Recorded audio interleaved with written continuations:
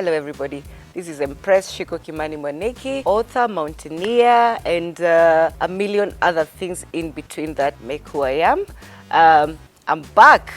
This is my latest book, Nairoberry Cocktail, book number 5, and I'm hoping Eric will ask me questions about it today.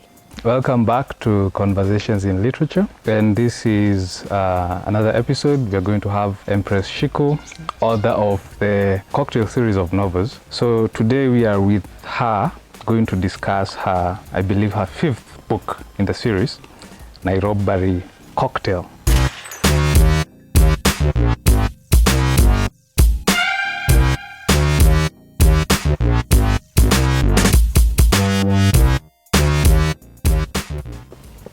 So have you been since the last time? Because last time you hadn't published this book, but you mentioned it.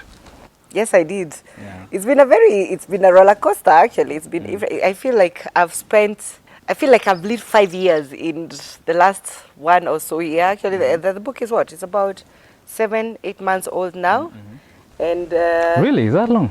yeah, it was from came around December. When are October. we? In June. Ah. It's 7 months. Oh God, the year is... Yeah, it's gone. This year is so fast. Like, It has gone, you by know, the way. in my mind we are like in April. No, but we're in June. We are right back 4 in months. the middle. Ah. It's almost Christmas. True. We've had our last holiday in a very long time until October. Yeah. Yeah, so it's been a roller coaster. So the book is out and it's a bit different because this is the first time I'm getting published by a publisher. All right. The rest were self-published. So this is under Mvua Press. So Mvua Press is an imprint of Ikitabu. Yeah, and I've had the perks of being published, and it's been fun. I'm just wondering where have they been on my life, actually. How? Really? Yes. What's so different? What's different is, of course, there is more reach because their distribution is wide. So for the first time, I am in bookshops, not just Nuria, that one we know, our first love, but they're in other bookshop like TBC, there's Prestige, there's Bookstop, there's, and then, it's been awesome seeing my name there. This book, because of this book, I went back to London. To the London Book Fair. Because of this book, I've had like meeting after meeting after meeting with the book clubs, and I think I can say without doubt that I love book clubs because book clubs, they're like a mirror. There's a mirror that is so intricate that you see things that you can't see on yourself. So I get to hear about my book through other readers, and it's been a super awesome. What's that one thing that has really shocked you from what readers tell you? I don't think I would use shock. Maybe surprised you. Yeah, and revealing. Yes, and it's the way they look at the characters. Like for instance, there is a very popular thing. Boss is the main antagonist here. Protagonist, sorry, and he... Is he a protagonist or antagonist? Sometimes I think he's both. Okay, who is the antagonist? That's the thing. In the story structure, the protagonist is the one who makes the story go forward.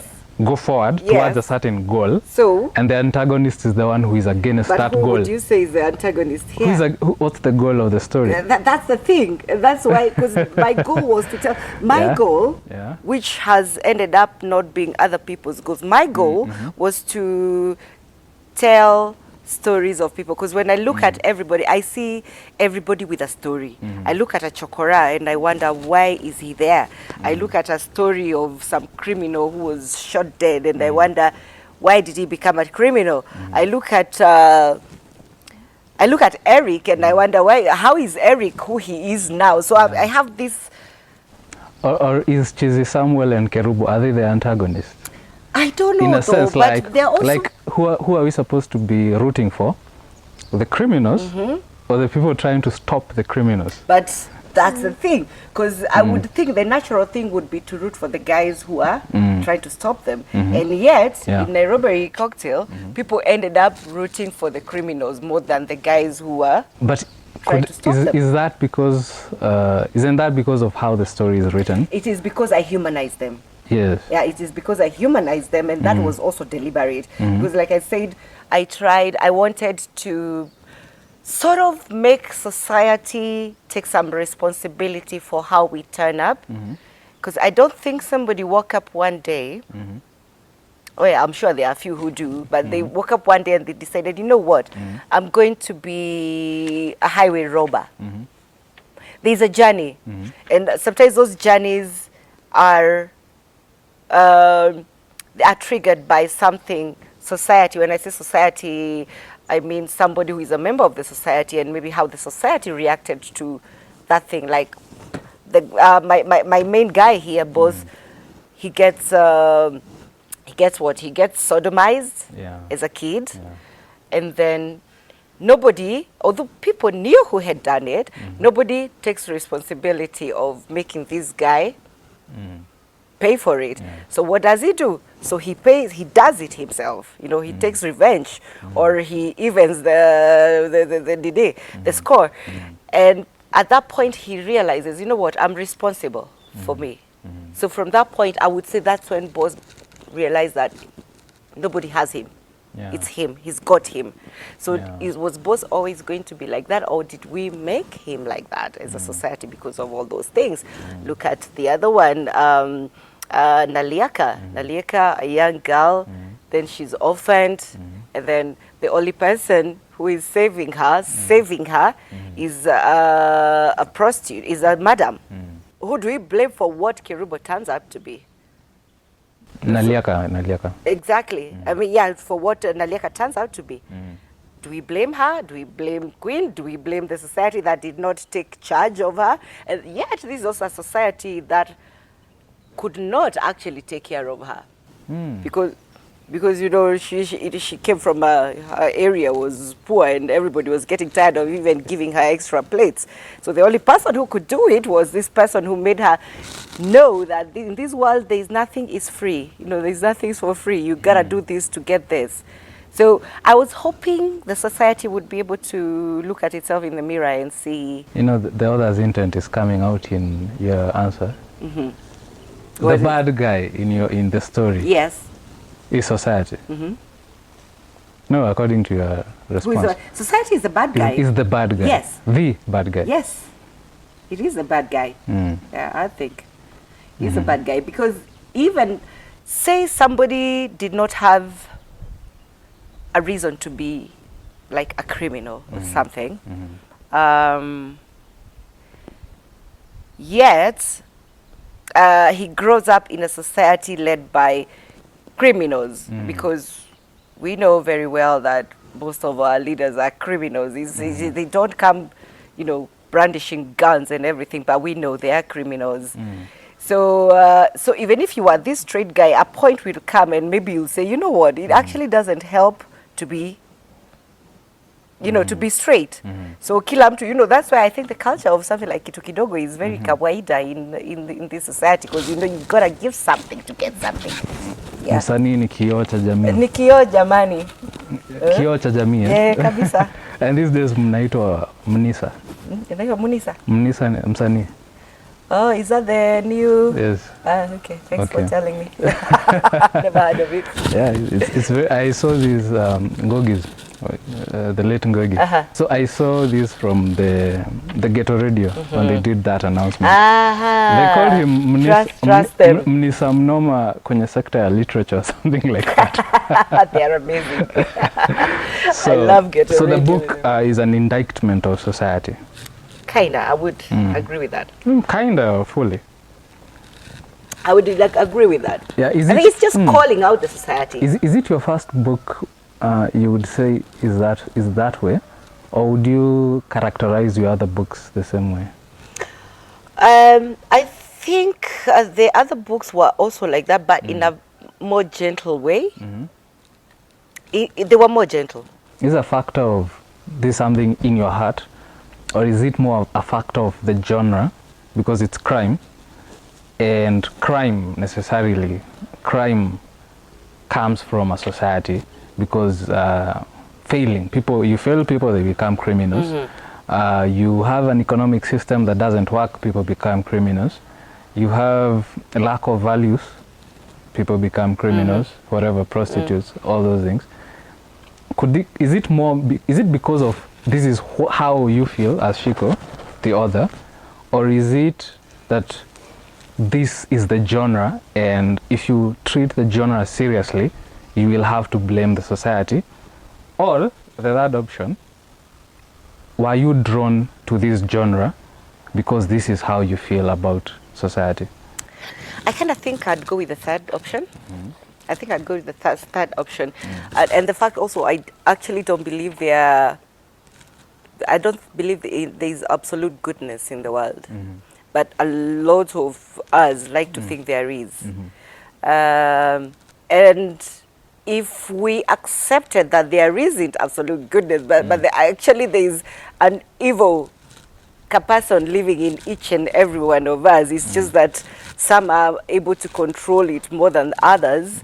I think it would work in even better in the society, because if you confront what you fear, because I think people fear what they might be. And for instance, that's the reason you see, like, if you put up something that looks like it's supporting, for instance, homosexuality, and probably you're not even supporting it, you just did not condemn it. Okay. You see a lot of people coming out to attack you. And I'm always thinking, why is that scaring you so much? Because I don't think, like, for instance, a single post from me will turn anyone into a homosexual, right? But you'll see people sort of trying to tell you it's because of people like you that we have this evil. What evil? First of all, that's what I usually ask, so if I wrote something, if I write something that annoys you enough, you're going to think about it. You're going to think about it. And maybe you'll come up with a solution. Maybe you'll come up with something that heals you. Maybe you'll come up with, maybe you'll change your mind about a lot of things. I don't know, but you will think about it. And this thing of sweeping things under the carpet, that is what is messing everybody. That's why I do not have a taboo topic. Not on my socials, not when I'm talking to you, not when I'm writing. I'll write about it all. Because when you sweep things under the carpet is when you start pretending, having the legitimacy to pretend that things are okay. We don't have rapists. We don't have con women and con men. We don't have corrupt leaders, because you don't want to call them. So, but if you write something that annoys people enough or touches a button somewhere, then you are going to think about it. And maybe, just maybe, you will think, Amma, she's talking sense. Amma, you'll say, this one is talking rubbish, which I'm usually okay with, because it's not like I expect people to agree with me all the time. But if I make you think about it for just maybe 2 minutes, then I'm good. I'm good. So I will not write about happily ever after. That's why I don't call my books happy ever after. I call them happy beginnings, because they end with, now something has started because a certain issue has been resolved. Somebody has come, somebody has sorted an issue somewhere, and now we can sit and begin. Because there are no happy beginnings. There are no happy endings. But you can have happy beginnings. So if society is a bad guy, are you pro the individual? Like, should we take individual responsibility? No, like, you see, it's a duality. There's society and there's the individual. So society is trying to control the individual. And in this case, society is neglecting the individual. So would you say your book or your books are making a case for individualism, or individual strength, individual courage, in the face of the darkness and so on. I don't know if I've ever thought about it that deep. Well, look at Boss. Look at Boss. What happens to him? He does turn his pain into power. He does do that. He does. As an individual. And when he does that thing to his rapist, even his parents fear him, and his father respects him.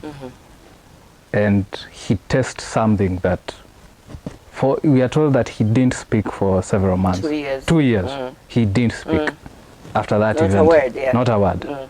It's like he'd lost his voice. And then he goes and chops his rapist's penis off, or whatever he chopped off. And from that point, he is able to speak again. It's like he's regained his power. And he goes on, this event happens again. Again, he takes revenge. And then from there, he goes on to be the crime boss in the city. It's like this was done to him, but as an individual, he found the will. So in a sense, you read this story, you could read it as a motivational story. Yeah, you could. It's like, oh, this guy is inspiring. You're telling people to go and... No, not in that sense, but in the sense of don't let the situation defeat you. You know, it's funny you say that because, like, for instance, the book club I was in last Saturday, there was about 3 or 4 people who said they would like to be like Boss. At first I was thinking, you want to be a highway robber? And then it's like, no. We want to be like Boss because first, Boss is focused. Boss is disciplined. Boss knows what he wants. Boss, he hates betrayal. Boss is all about loyalty. And I'm like, now that makes sense. So I guess in a way, like even if you're running a criminal activity, I guess you can take a few lessons from there, And I don't know if you watch these shows like Breaking Bad, The Sopranos, The Godfather, crime stories. Not much anymore, but I used to. But they have such characters. Like, I think that's actually what makes them interesting to people. Because the robbers, or the characters, the criminals, the bosses in those movies, they are what you'd expect a CEO to be. So they are CEOs, but they are crooks. They're crooks. That brings you another thing. It brings in they have loyalty. If you watch The Godfather, loyalty, courage, respect. Yes. So you have this with Boss. I don't know if you did that intentionally. I might have, because of course, like a book like The Godfather, I've read it like not once or twice. Or it could be subconsciously. Or it could be, but but you see, I needed to humanize Boss as well. Like I told you, I was humanizing. Is it that you needed to humanize him or to make him likable? Exactly. Likable. I needed I needed to make him likable so that we are able to look past his evils first and see what we might have done to contribute to who he is. And I think that's the reason somebody else asked me, do you think if Boss had not been sodomized, he would have turned out to be a better human? And then I'm over here asking, what is a better human?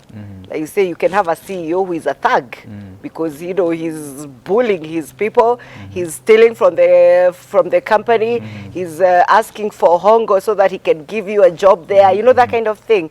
So what is a better human? Is it what you are or what you do with what you are? So it starts webbing. It starts webbing out. Okay. It was actually the same reason. Like if you remember the other book, Cocktail from the Savannah, I had to make Masikonde likable as well. Yes. Yeah, that was deliberate. Yes. I did not want him to get hated from the word go. Okay. I needed people to see him as a human first. And then let's tell his story. Would you ever write a book where the main character, where you don't make them likable? Like you let them stay unlikable? Character. Yeah. I wonder if I could, because I don't know if I could. Probably not. It's something I think it's something I've always wanted to do and myself, like, I don't think I would do a book where the main character is unlikable. No, because I hate I hate bad people. Yeah. I dislike terrible. Well, you know, unlikable doesn't necessarily mean being a bad person. It does. You know, I mean, those like, two are the same no, thing, I mean, like, you could be perfectly like you're a normal person. You go to a job, you don't steal, you don't do all that, but you are unlikable. Maybe you are egotistical or something like that. I don't know. Well, I guess we could have a book with the character as a complete utter asshole. Yeah. But you see, being an asshole, it doesn't mean you're unlikable. Well, you're a bad person. There are likable ones, but Yeah. I want an unlikable. You want I'd like to read it. Like for instance, you could be a nun. A nun, you are in the service of God, service of humanity, but you are unlikable. Maybe you don't let people enjoy things. It's like, no, you should stop doing that. You see children laughing, stop laughing. You are unlikable. I'm waiting to read that from you. I don't think you read it from me. or you know, I was thinking about that, like a psychopath. But then psychopaths end up being likable, you know? Yeah, there are so many media about psychopaths, and they are likable. Even Ted Bundy was very likable. Yeah. Yeah, so it's hard. But I don't know if I would be able to. I doubt. I actually doubt. So, hapa kwa in the forward, the forward was written by Simiyu Barasa. Yes. Older filmmaker. Okay. So he writes here, we have climbed mountains with Shiko, Empress, and her husband Mwaniki, danced in Nairobi nights, walked the Nairobi streets and events, and revised each other's manuscripts. Her fans believe she's 100% noisy, yet she often lapses into long moments when she observes things. Now she is 50, serving us her 5th cocktail.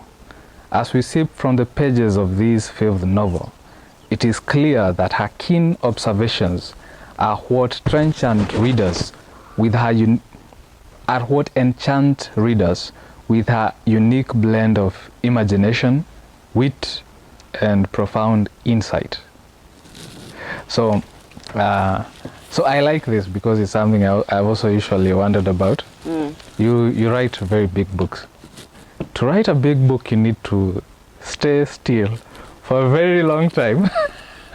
Very. Well, from the way from interacting with you, you are very like vibrant, and you are not an introvert. No, absolutely not.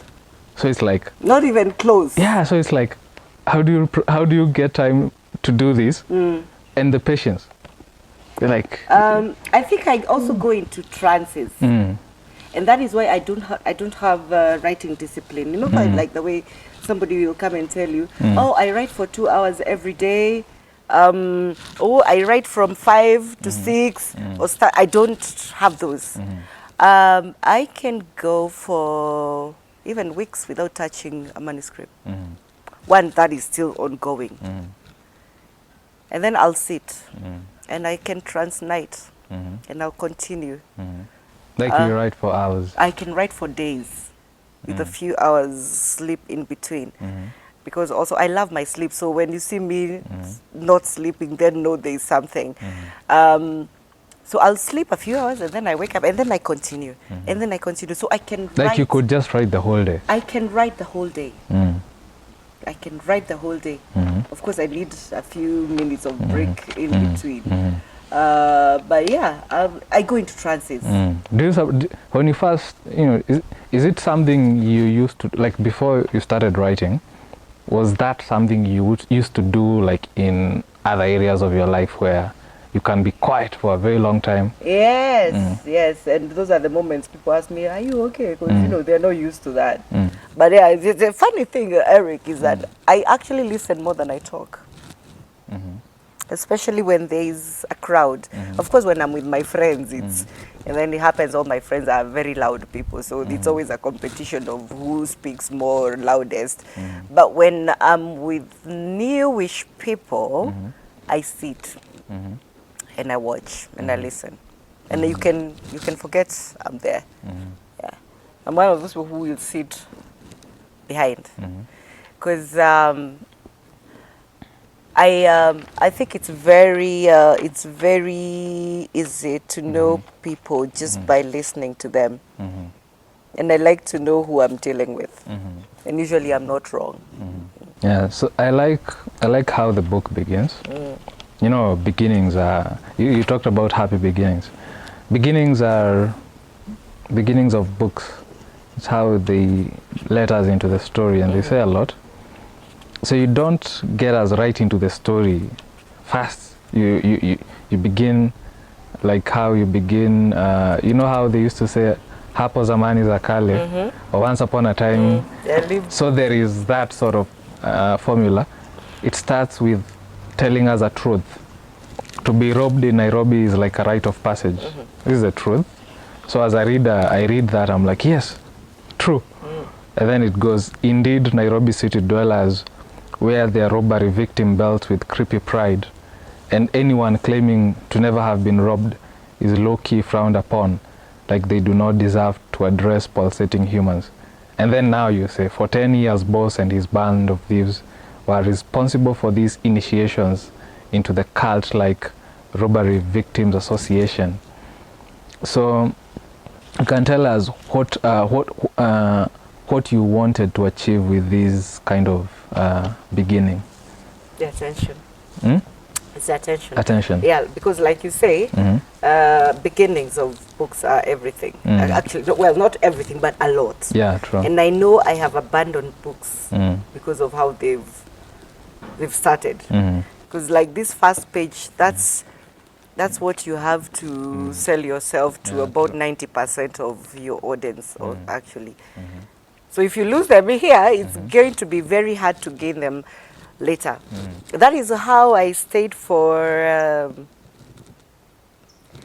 oh my God, I stayed for like about 3 years before I read Yvonne Award's Dust. Yes, Dust. Because I would go to the forward because you want to read the book, and then I would read and lose interest. You know, like my mind just goes to other place. She just did not get my attention. In the intro. In the intro. Yes. The prologue. Yeah, I just could not get it, and I kept thinking, why is everyone so excited about this book? Actually, the reason I read Yvonne's book eventually was because of my husband. My husband is one is like, no, you need to read this book. So what I did was jump to chapter 1. Okay. I did not read the prologue. Yeah. So I jumped to chapter 1 and it got me. And I'm like, yeah, actually really nice. What was I waiting for? So after that, I read it really fast. So now I read the prologue after I finished the book. And that's when it made sense. So I know if I did not have anyone to urge me to read Yvonne's book, I'd have lost on an amazing story. Yeah, because of how it started for me, because obviously it's not for everybody, but for me, yeah, it was like slow. No, my God, I used to get lost all the time. So it took me 2 years to actually read it. Yeah. So and I know I've abandoned books enough times because they don't get me. So I'm always so sensitive about this page because I like to imagine that everybody is like me. I'm sure there are people I lose on page 1, but it's not because I didn't try to get them. Yeah, and it's very nice because for one, it introduces us to the setting immediately. The setting, and I like what it does with the setting. You see, the setting is not just geographical, it's also cultural. So we already get into the geographical setting, Nairobi, and then the cultural setting in the sense of robbery. And not just robbery, but where robbery is kind of, people are wearing it as a badge of pride. Flex. Yeah, I've been robbed. Yeah, so it's... But you know those stories happen. Yeah, it establishes that very quick. Yeah. So somebody who's not been in Kenya, somebody who knows nothing about Nairobi, they read this like, okay, this is like a Noah story or something. And then you come to when it says, when in a pensive mood, boss would wonder if that bad thing had not happened to him when he was a 10-year-old boy, and again when he was just exiting his teenage years, would he have ended up what he was, or would he have been an international footballer like he had always dreamed? Like right from the bat, you tell us Something happened. Yeah, something happened to him, so we are like, what happened to him?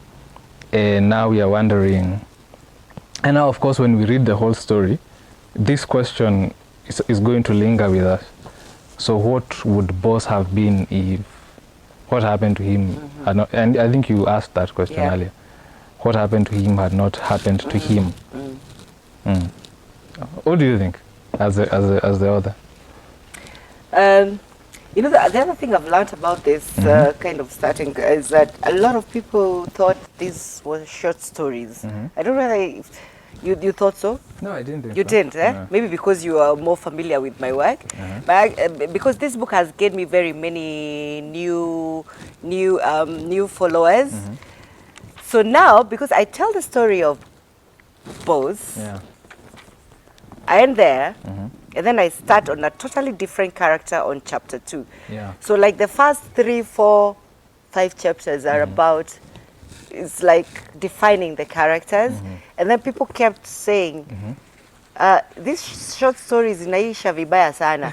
You know, they're not conclusive. What kind of short stories is this? And actually, that's the other danger, because enough people have also told me that they actually first abandoned the book because of that. Because they thought, Azibambi is the short stories. Until they were told by somebody else who had finished the book. It's like, no, just read. And then when it gets to about maybe chapter 6, so maybe I took too long before I merged them. But I'm not sure I would do it different, because it's a nice way of getting people, you know, there's a way you introduce a character much later after the story has started. And then sometimes I have to go back. It's like, when is this character, which one was this? So I wanted to do that, to get rid of that from the word go. But then you see other people are like, these short stories, kwani zinaishaje? So I don't know if I would do it different. I'm working on something else, and I'm also kind of stuck on that chapter 1 at the moment. The story is finished. It's just that I think chapter 1 can make you or break you. So another thing, you deal in flashbacks, your stories. It's a very interesting way to do it, where, and it's not like a flashback, one flashback here and a one flashback there. It's like, this chapter will be today, and then the next chapter is a flashback. Like, the whole story is told in flashbacks. And we start with Boss today, and then it gives us a flashback to when he's young, and then we come back today, and then another flashback.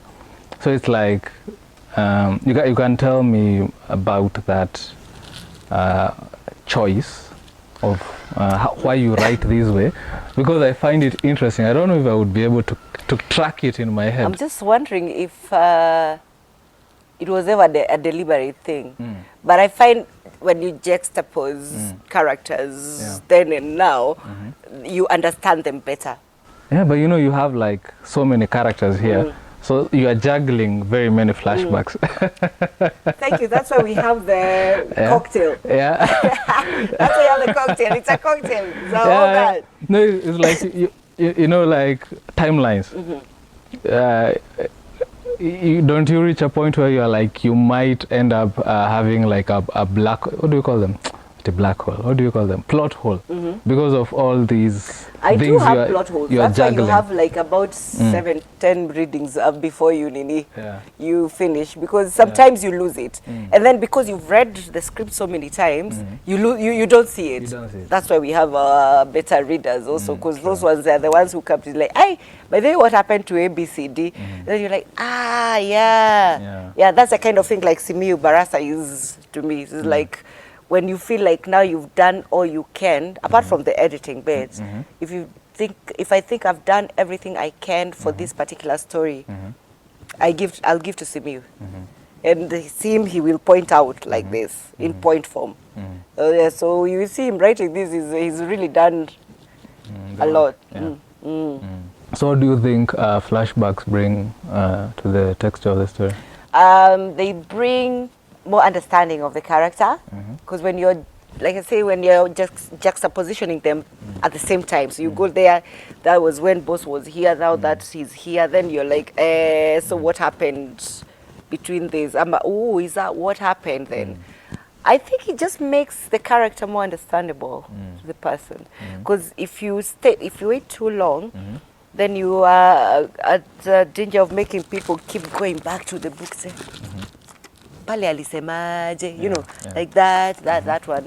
But I'm not sure it's actually deliberate.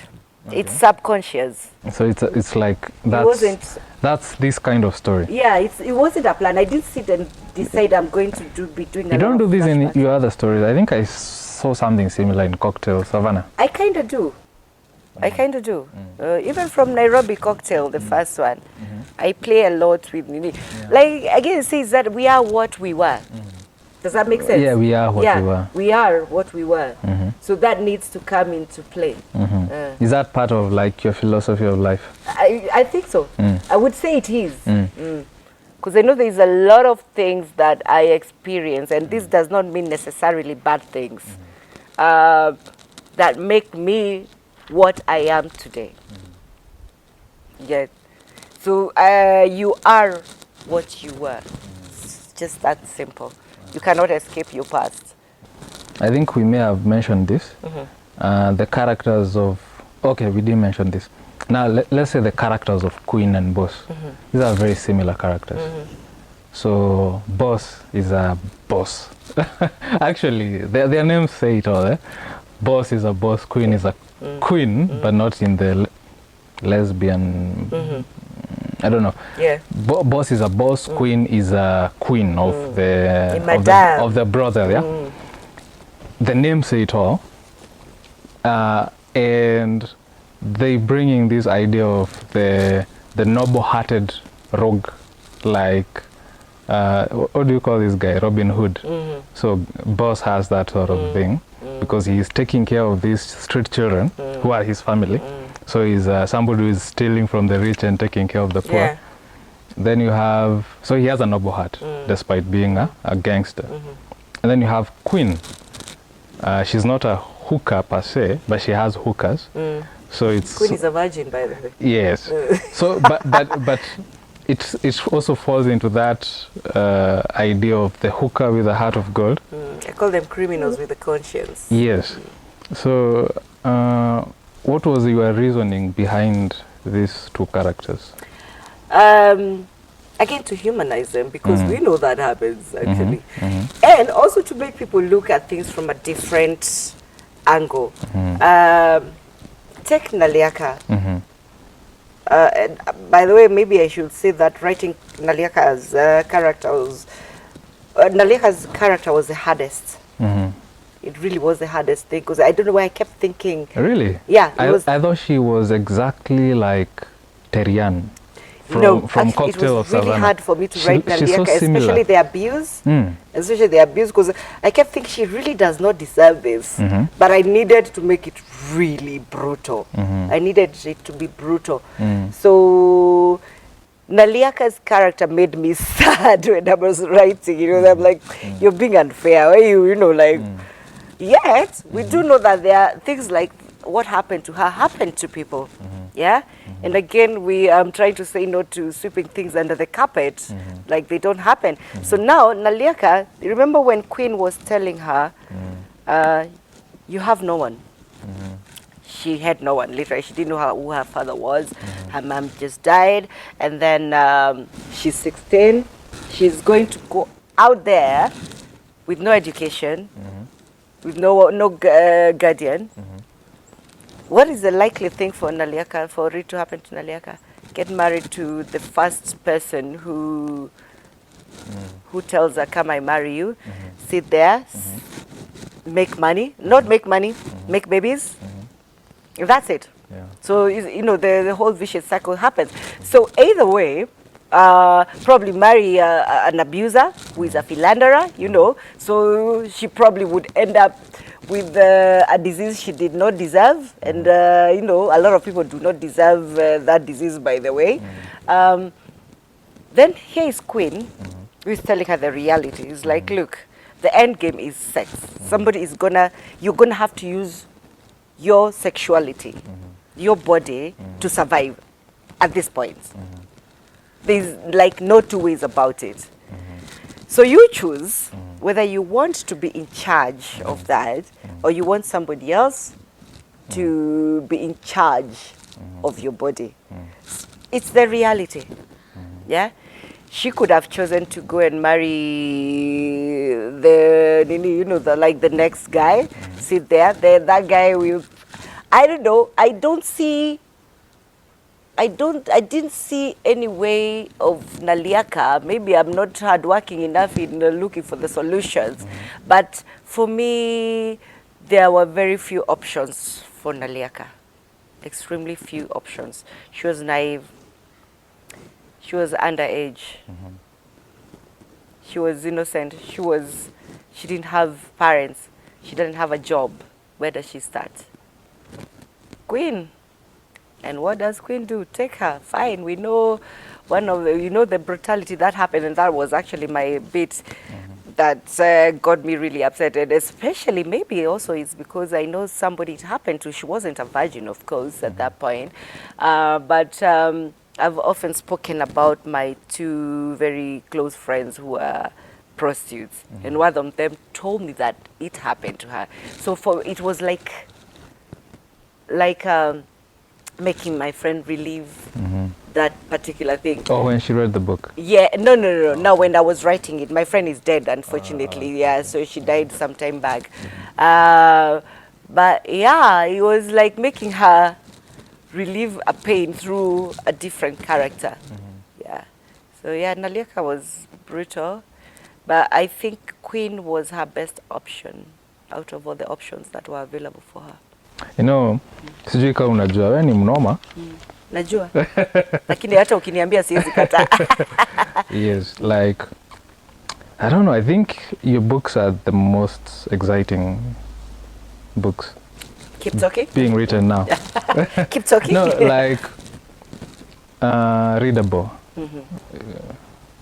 Compulsively readable, you know that thing of unputdownable. Yeah. When I read Cocktail of the Savannah, I remember that day was the first time I read it was I think I read it in 3 sittings. The first time naisoma, then naiweka usiku.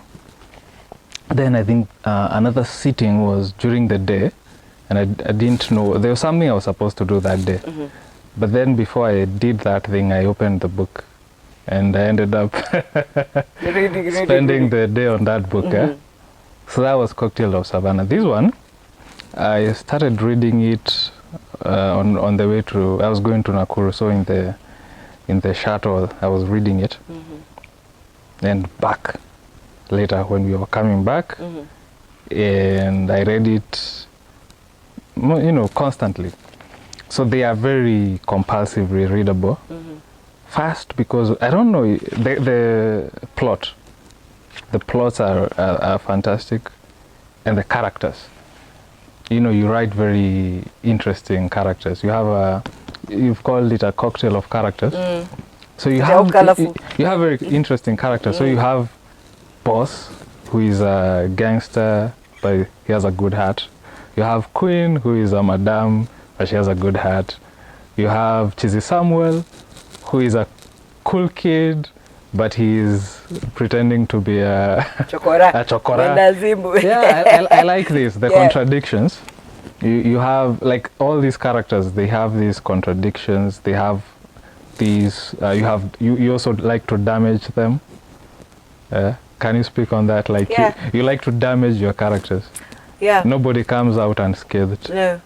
No, because I don't think anybody does that anyway. Even out here.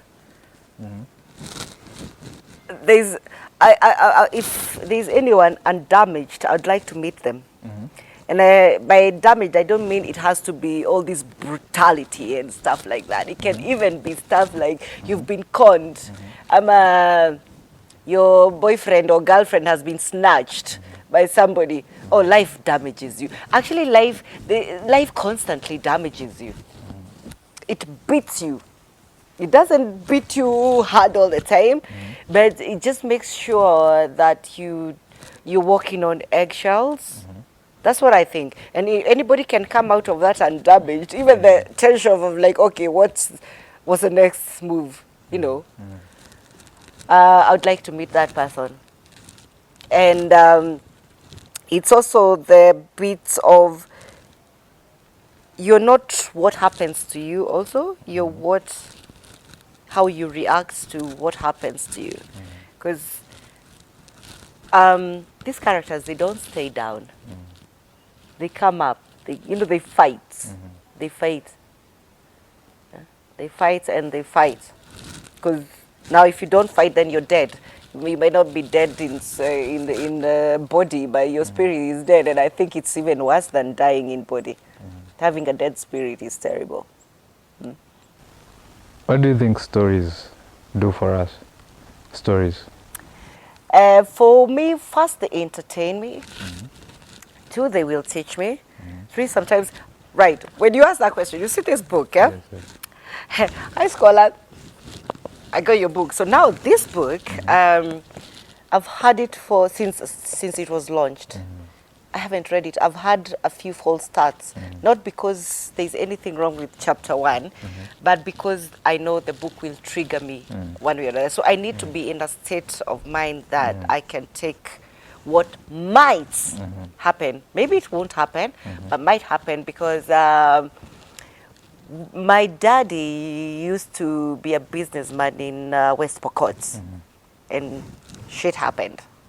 And he came out with nothing, and he left his property, he left his land, he left, he had friends betray him, he had, although he was betrayed by friends, also other friends saved him.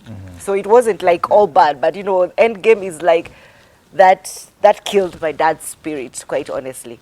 And I know when I get to this book, yesterday I got to chapter 2 and it was, it was a big step. But now I read books because I'm looking for something. Most of all, entertainment. And that's why I like light books, and probably that's why I like to write light books. That is why I will not go back to school. Your books are light? Yeah, and light material over here. But it's the reason I can't go back. I don't want to go back to school. I see people going back to this book was too heavy, man. It was too heavy. It was heavy. I thought it was there were light stories. It starts with a rape. Like literally in chapter 1. That's triggering for a lot of people. Yeah. Sodomy. Yeah. Yeah. Even worse. Yeah. Both ways. Yeah. Yeah, well, maybe not light. Yeah, you're right. Yeah, but I prefer books that make me think about life, but not exactly philosophy books. Yeah, I'll pick a philosophy book, but I would rather pick fiction because I want to. When things get tough, I would like to think that's just fiction when it gets tough. But now, like with Score, although I know a lot of it has been fictionalized, this is stuff that happened. So now that scares me because I have no escape to fiction. No, I can't escape to that. Yeah, but books for me should be pure entertainment. Well, to maybe ease it for you, the book, she says, we deserve a soft epilogue. We deserve a? Soft epilogue. We do, eh? Yeah. So, niendelea tu? Endelea tu. Mpaka mwisho? You know how you say happy beginnings? Yes. Yeah. We deserve a soft epilogue. Nitasoma. Because we are good people. No, that's I think she quotes somebody, Nikki Giovanni, I think. Yeah, who says that. Yeah, so I'll still read that's it the anyway. philosophy of the book. I will read it either way. It's just that it's one of those times I think your brain is trying to preserve you. Yeah. And I'm very good at self-preservation, by the way. So trauma in books.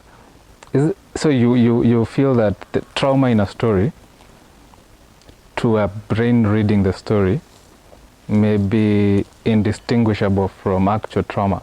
I think they are all, yeah, I think they merge. There's a very thin line that can disappear in all the blood splashes that happen. So this brings in the question of the author's responsibility when telling a traumatic story. What do you do? Like, if the story is so traumatic, do you tell it exactly in that traumatic manner, or is there a way to come at it? There are trick questions because of what I did here. No. That's a trick question. Because seriously, it's a question. It's a question I wonder about myself as a writer. Yeah. When I want to write something and it's maybe like that. I wonder because how else would you tell a story like this? Yeah, how else? Unless you don't go into details. Because you have said that there is no difference. So are you putting the reader into that traumatic situation? It's a bit jipange, because how else? Unless I come and say, oh, boss was sodomized. Yeah. And where is the story there? But also, and maybe that's also why I will definitely read this book, is that I think we need to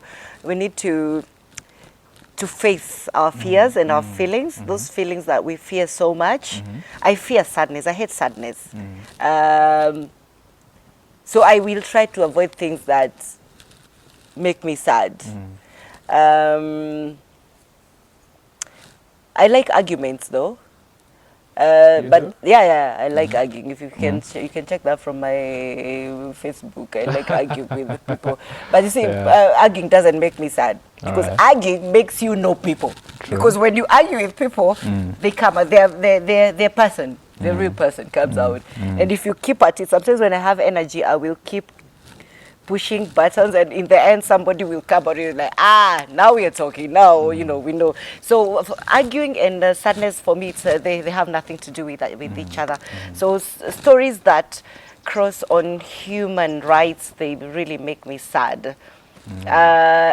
And a lot of times, I'll tell you, like, even though I am a big supporter of somebody like Njeriwa Megwe, I will avoid reading stories on her page. So I'll just check up an update, then I check the reactions down there. If I see it's all sad and hugs, I won't read it. But I will know that Jerry is calling for help. So I'll go back to my M-Pesa and I'll send if I have.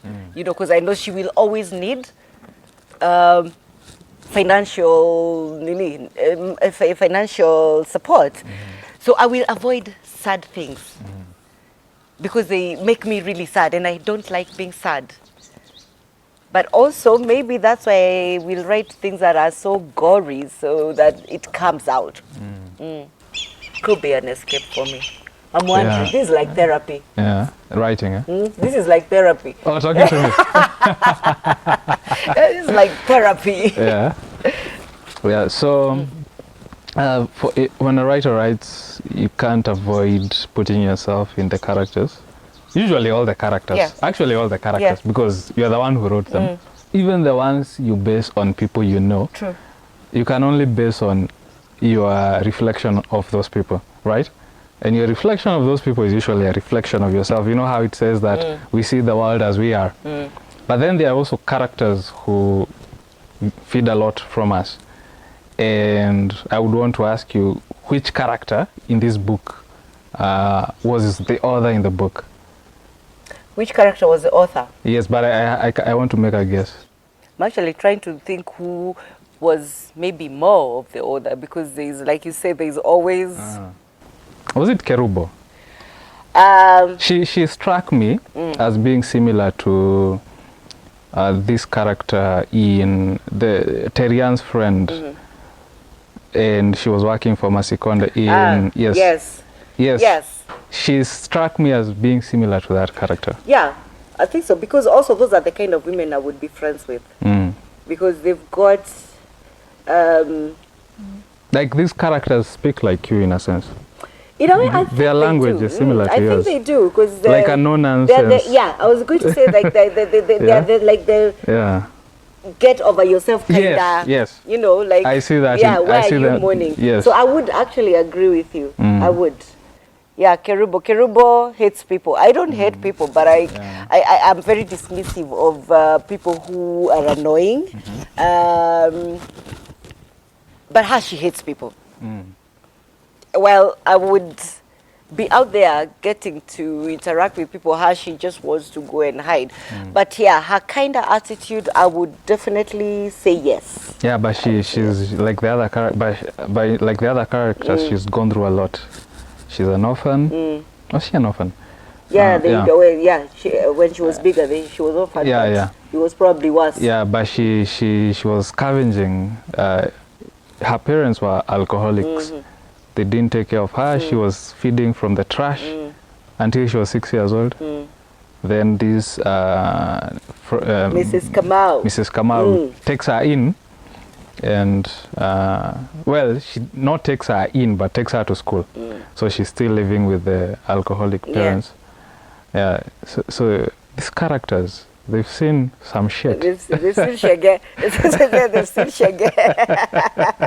They have seen shege. Did you want us to feel sorry for them? Like it was unrelentless, or it was relentless? The suffering that they go through. The suffering was a lot. I needed. Yeah, I think so. I think I needed you to be empaths. And then we can, so that when we get to what they are now, if they make one mess, please understand. But because now these are two sides of the coin, police and robbers. So who do we side with? Whoever you want to side with. Yeah, whoever you want to side with. But unfortunately for the cops, I would side with the thug. You don't side with Kerubo? But you say she wasn't exactly straight. She was just having a job. No, she was a cop, yeah? Yeah, she was a cop, but she wasn't exactly a straight one. Yeah. Yeah. Okay. And then, of course, you have Father Joshua, another interesting character, a priest who can't get enough of prostitutes. Maybe I can read something you wrote. Tell me the page. I didn't write the page. Oh, okay. So you say... okay. I think it's when... Actually, it's the beginning of his chapter. That's page 49. Yeah. So, Father Joshua loved sex, and sex with prostitutes was his choice. Maybe you can read it as the other. Up to where do you want me to read it? The first paragraph. The first one? Yeah. Okay. Father Joshua loved sex, and sex with prostitutes was his chosen way because they were easy to discard. He long stopped feeling guilty, so much so that he even stopped speaking to God about it. Something must kill a priest. Yeah. Something must kill a priest. So, is this something you feel you've seen, from your experience? Oh, yeah. Many priests are this way? Oh, yeah. Oh, yeah. I have a friend who dated a priest for so long. Yeah. Yeah. I have witnessed another in the village fighting of our priests. So easy vitu ziko. They even know that. We just like, again, sweeping things under the carpet.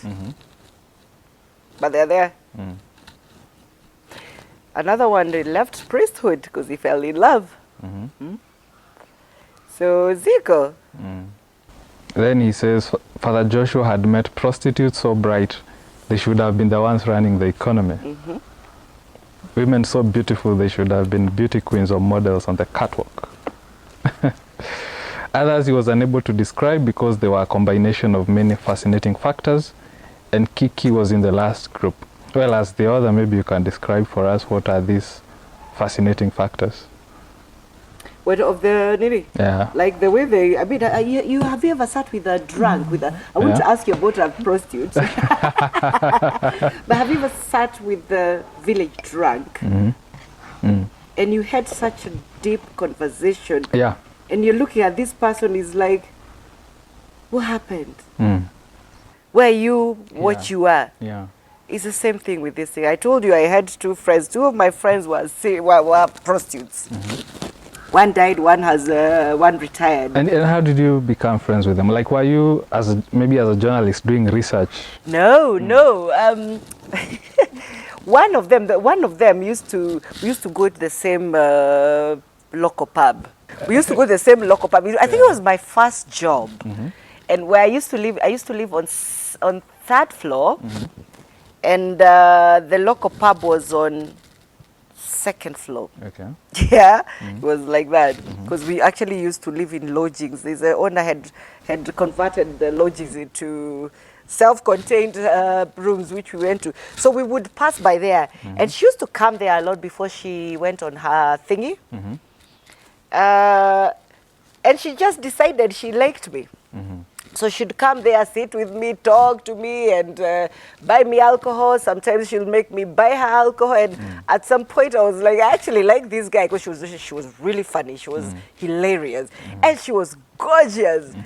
But that chick was so beautiful, and those are the things you keep wondering. Okay, I'm not saying that prostitutes are ugly, but really, you can't get one of these dudes and make him make you. But she was like, mimi mwanaume haezi nifungia. She had an independent streak. Yeah, she was super gorgeous. Yeah. And I started, so then she would tell me about stories. And actually, I blame her because in every of my books, there is a prostitute appearing somewhere. Is she your muse in a sense? I think she is, because she used to tell me a lot. She would talk to me a lot. And then sometimes it would look surreal. Like these are a time we had gone to another local pub, and she saw a guy she had slept with, but he didn't pay, and she just got up and used some profanities, and it's like nilipe sai, and I'm over there thinking what? Because people are like, company. But she got up, and then the funny thing about that is that the other dudes, they made the guy pay. Yeah, the other guy is like you ulipe. So he paid, and we continued.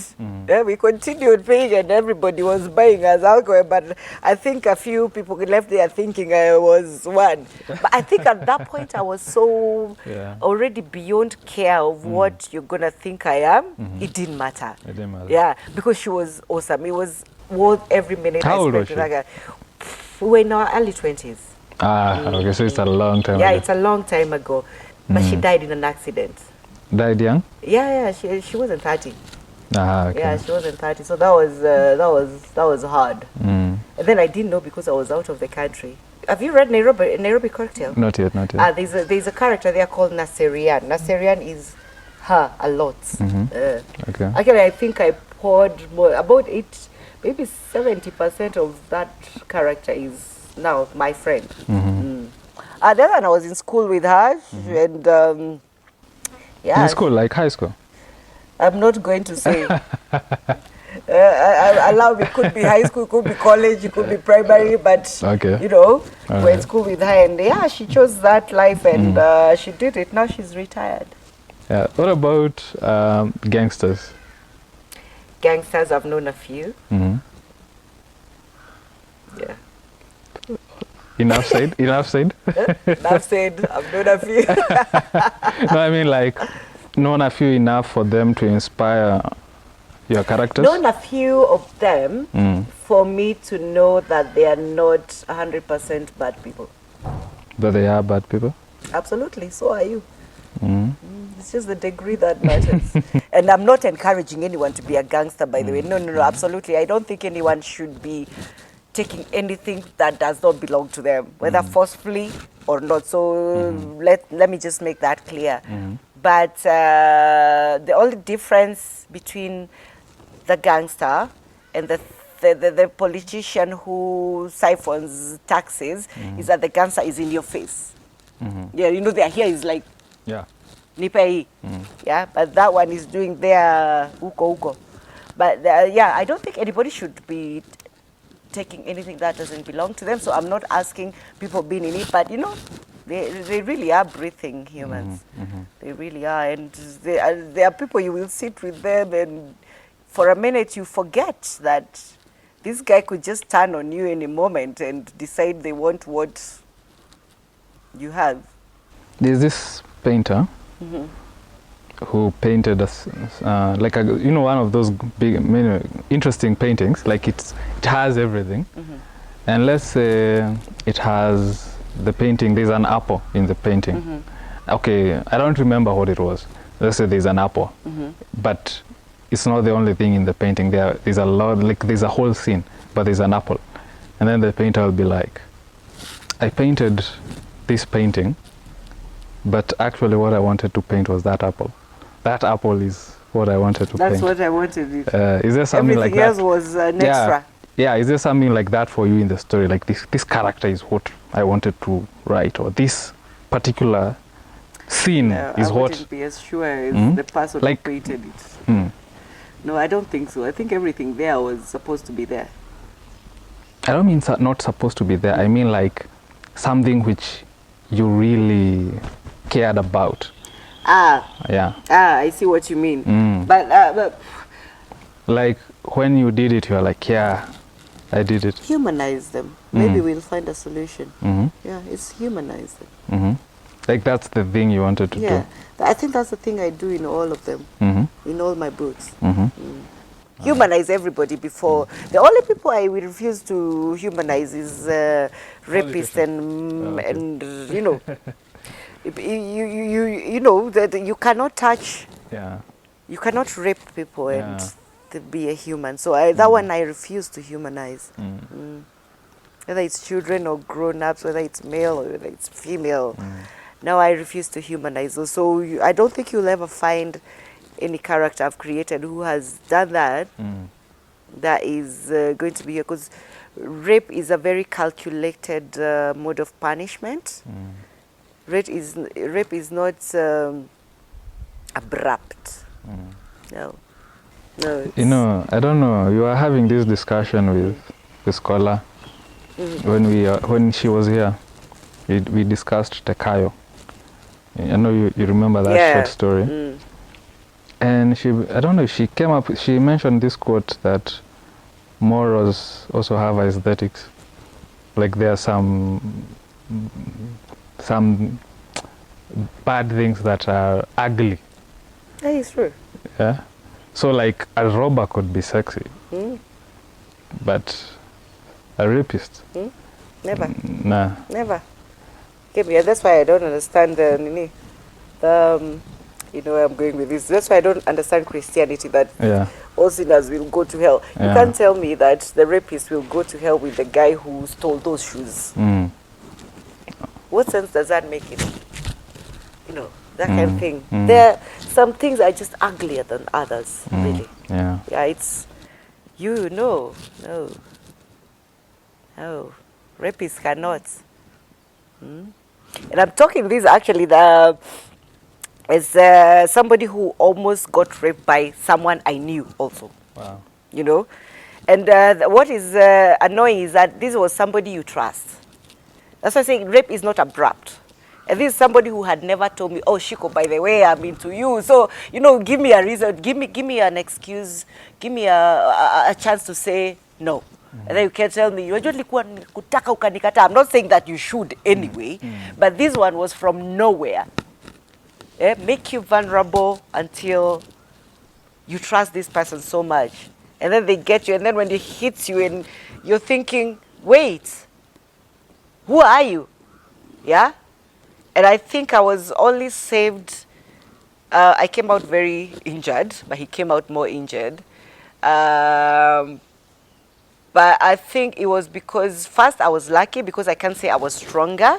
I was lucky to get what I got to beat him. So for me, a rapist I've been robbed. I've gotten over it, honestly. It's traumatizing, because you go close to those places and you start thinking, hey, this ABC happened. So you can get over some of these things. If I cannot get over the fact that I was almost raped, Can you imagine trying to get over being raped? And this is for both men and women. Yeah. I think it's the worst violation. Yeah. So I refuse. Because it's on the body. Yeah. I refuse. I know it's about. They say rape is about power. It's power. Domination. Yeah. But what are you dominating? You could have tried to dominate me with soft power. You know, maybe I like you. Maybe I could have said, but now why did you say this before? And what, you know, we are having this conversation on the,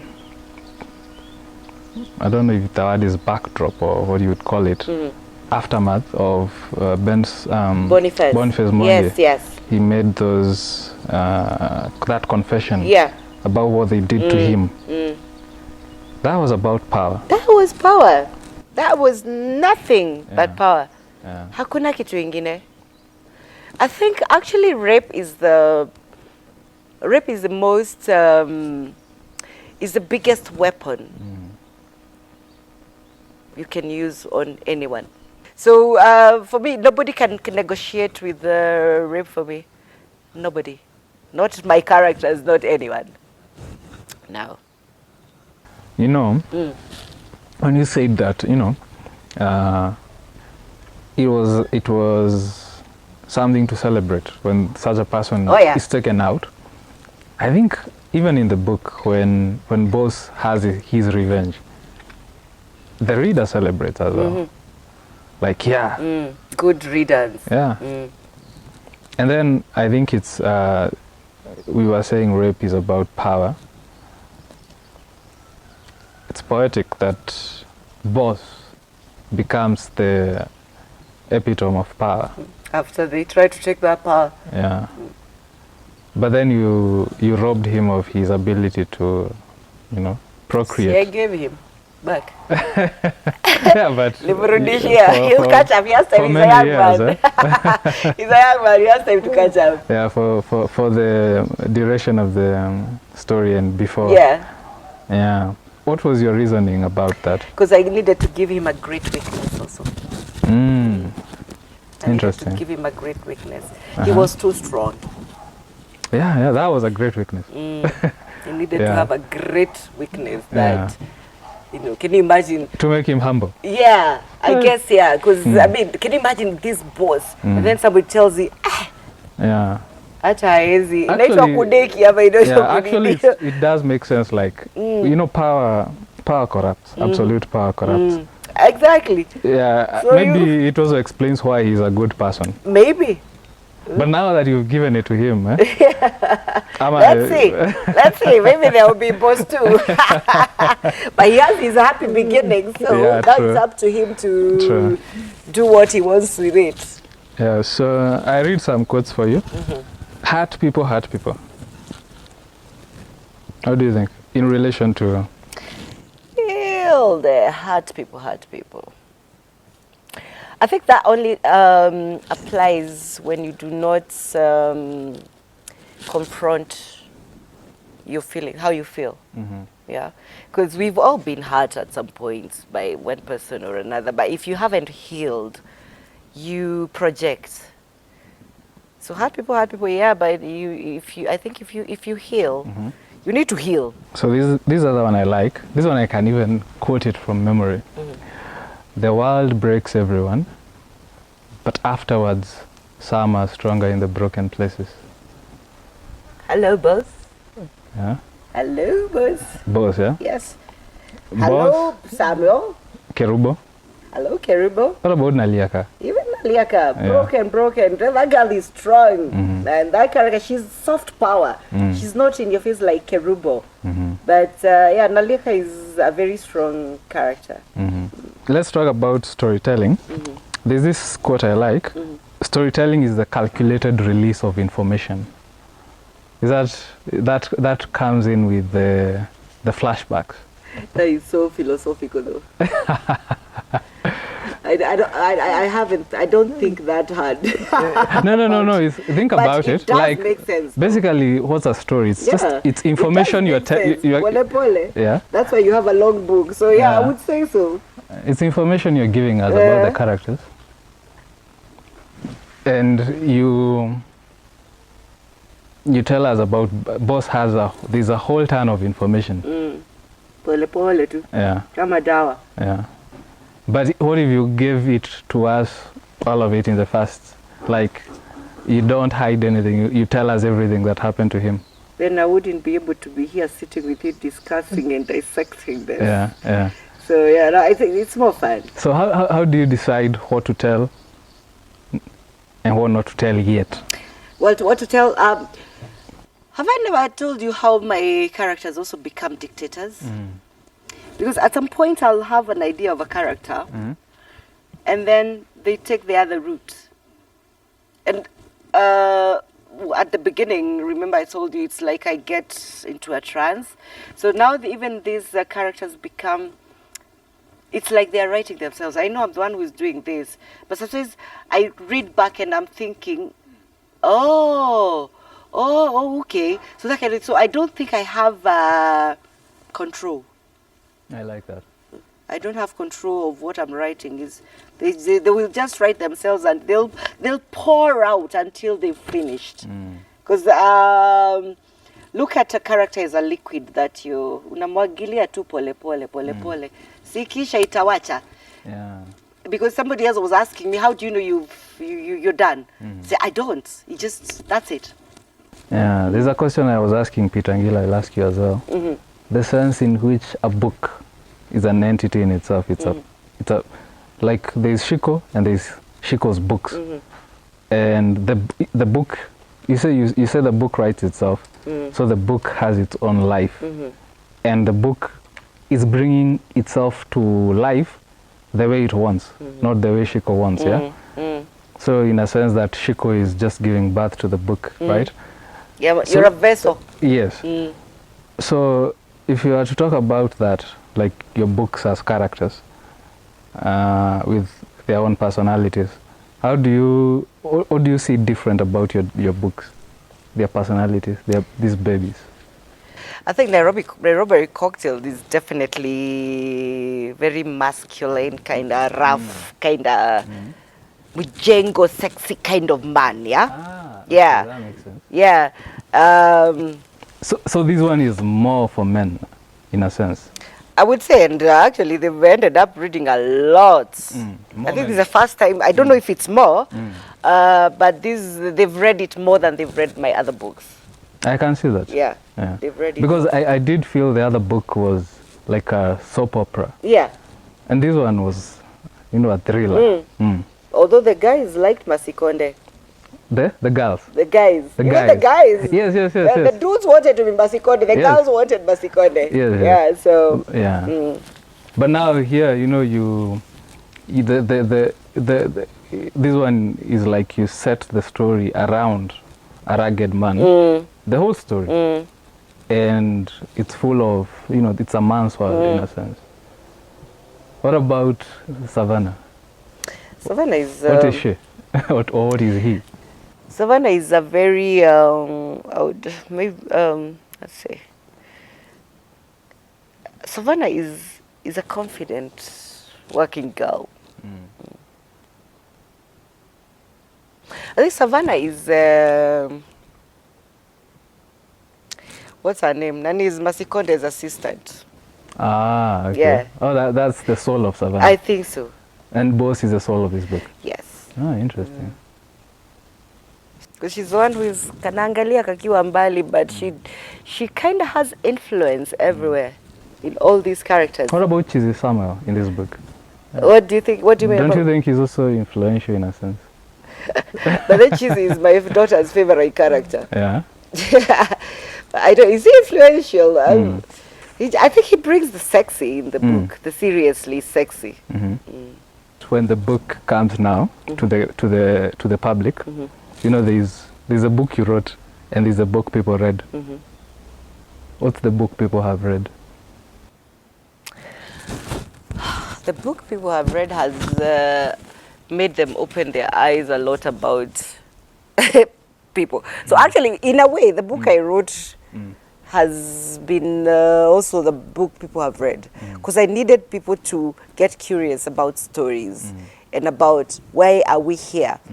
So a lot of people will come and tell me, oh, you know, now me, I see those guys who sell sweets and I can't look at them the same way again. You know, that kind of thing. Yeah. You know, I saw a chokora and he was looking so ABCD and I was wondering, yeah. Where ni boss? That kind of thing. Yeah, actually, even me now, when I see those people in town. Exactly. Yeah? So it's made people a bit more curious. And also that was part of it. Apart from the part of you need to be responsible for what we have turned people into as a society, be curious. Okay. Eric, the number of times I sit with chokoras, kuchapa story. Because me, you talk to me, I will talk to you. And I will ask you questions. I will still give you that 50 bob or that 100 bob or your unga unaitisha, but you will pay for it by giving me stories. You might be lying about the stories because they are also very creative, these people. But I will ask you. So you will find me tunatembea hivi tunachokora. Tunapiga story, utanipatia story. So all those things is like I think everybody has a story. Books are made from books. So there's that saying, yeah. So there are books that, if you had not read those books, maybe you would not have written this book. Yeah. I'm not sure. Yeah, you know, like I'm not sure. You went to crime for the first time. But the reason why I did crime, I would say Nani Harlan Coben has a lot of influence in how, because I adore Harlan Coben. I adore that man. But you see, I only discovered him in the last maybe 10 years. So I don't know him from back then. So I can't blame him. But like everybody, you know, we did have genres, we did have choices. You read the book that was available. Yeah? So we read, I remember my first books were Kina James Hadley Chase. And then of course you're going to Kina Daniel Steele because they were there. So I read what was there. So I don't know, maybe I'm writing books from the books I enjoyed most. Yeah? But yeah, but if I wrote half as well and as beautifully as Harlan, I think I'd be naweza kuwa nimefika. So I want you to read something from the book. So ungeniambia nikuje niko tayari. Najua as an author unakuanga tayari kila wakati. You've been going to book clubs. Unaniambia nini? I'm sure there is a part you umependa sana kusoma. So this is a conversation between Chizzy, Samuel, and Kerubo.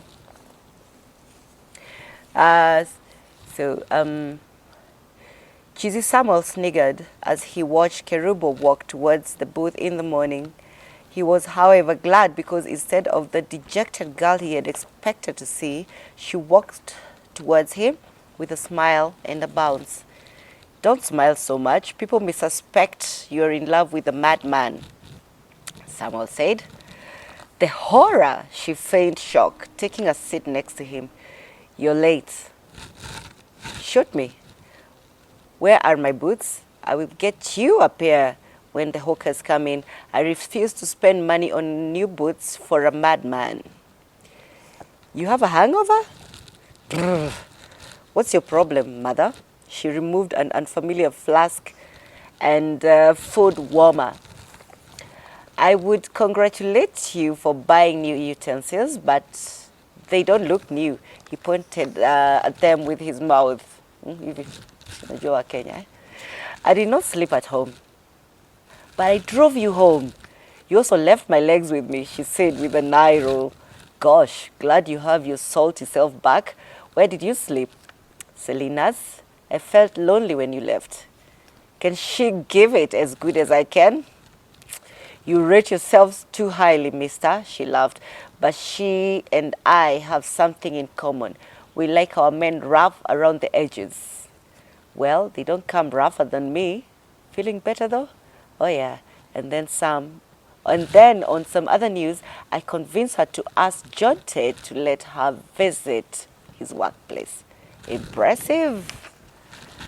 I love these two, by the way. Yeah. So there you have it. This was another episode of Conversations in Literature. We were here with Empress Ciku Kimani-Mwaniki. My name is Eric Rogara. Some people know me as Miyamoto Mswahili. And Conversations in Literature is sponsored by Nairobi Academic Press. If you have not subscribed to the channel, Roaring Simba Network, do so